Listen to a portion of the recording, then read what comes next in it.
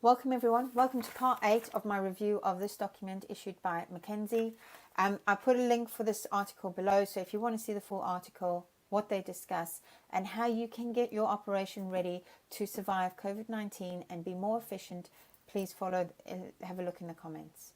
So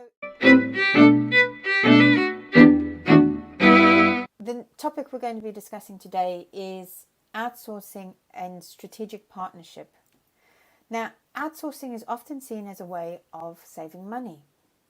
However, I've seen time and time again where we've outsourced engineering competence that this hasn't actually worked out very well for process safety. And this is twofold. It hasn't worked out very well for the residual risk, which is kept within your facility for the life of the operation, meaning, number one, that you need additional operational resources to manage the risk for the lifetime of the facility. Now, you save money on the capex and the project stage, but actually this is costing you loads of money in the lifetime. And now if you consider that a lot of facilities are having their life extended far beyond what their original design life is, you can see how this cost can actually be compounded over years and years. So making sure that you have competent people in your outsourced model, or preferably going for an in-source model where you know the competency of those individuals, that can really help manage your process safety risk. Another way I've seen it done well with regards to process safety is having really good oversight of the outsourced teams. Now, this doesn't mean someone sitting in your organization managing somebody else sitting in another organization. This means people in your organization embedded into the outsourced organization. As part of the team, they actually deliver as part of the team. They are part of the team. So that is a way of really influencing from the inside your outsourced organization. It's also a great way of keeping in touch with what the issues are. Are they not able to access your standards? Do they not understand your standards? Which could happen. Are they unable to meet all the meeting agenda that you have? I mean, meetings can be really overwhelming.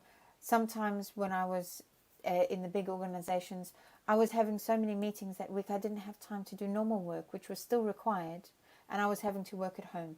So really thinking about how things are impacting your teams, especially with the outsourcing, because you're adding that additional interface, seeing how that really works and how you can effectively manage it.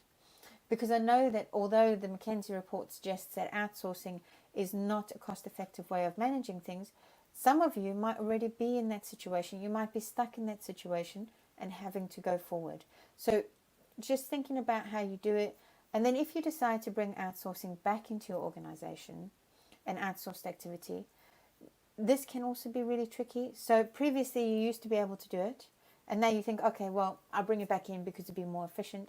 But actually you've lost all the competent people who used to be able to do that job. Either you've lost them because they're no longer doing that activity and so therefore are no longer competent to do that activity, or because they've left because that was what really interested them and they've gone to another organization. So really, if you're bringing something that has been outsourced back in, really think about how you do that to make sure that you're not creating an even bigger problem. Just really thinking about, if you're starting to outsource, making sure that you're considering what the implications are. Do a management of change, right? Make sure that the contract is structured well, so that when you hand over the outsourcing to this new organization, make sure they really understand what they need to do, what you expect of them, what targets they need to meet, and make sure that you include process safety requirements in those targets. Thank you very much for joining me today.